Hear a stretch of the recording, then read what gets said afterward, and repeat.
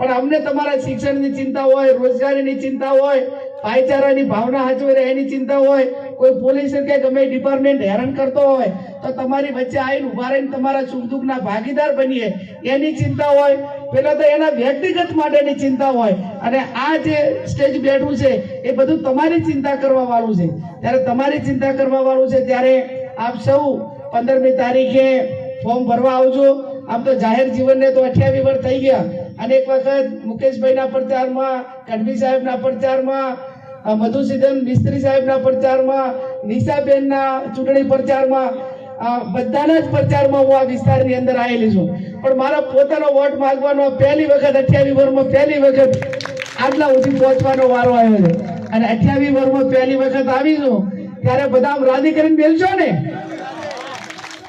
મામેરું બરોબર નું ભરશો એમ ને દિનેશભાઈ? ઘણા ધડા મામેરું ભરે એમ લાગે છે. ઘણા ધડા મામેરું ભરશો ને બધાય? જોરદાર. 15મી તારીખે ફોર્મ ભરાવા બધા ફેટો માધીને આવજો. અને પાલનપુર ને એમ લાગુ હોય કે દાતાવાળા આયા છે ગેની બેન નું મામેરું ભરવા માટે. અને 7મી તારીખે પંજાને વોટ આપીને વિજય બનાવજો. માં અંબાજીના દર્શન કરવા જઈએ ને ત્યારે આ નીકળ્યા ને ત્યારે દાદાની હદ ચાલુ થાય અને અંબાજી સુધી અબિલને ગુલાલ ઉડે, અને અબિલને ગુલાલના જશના ભાગીદાર તમે બધા બનો. એ શબ્દ સાથે આપ સૌનો ખૂબ ખૂબ આભાર. ખૂબ ખૂબ આભાર જ્ઞાનીબેન ઠાકોર સાહેબ. હવે આપણો અહીંયા મિટિંગનો કાર્યક્રમ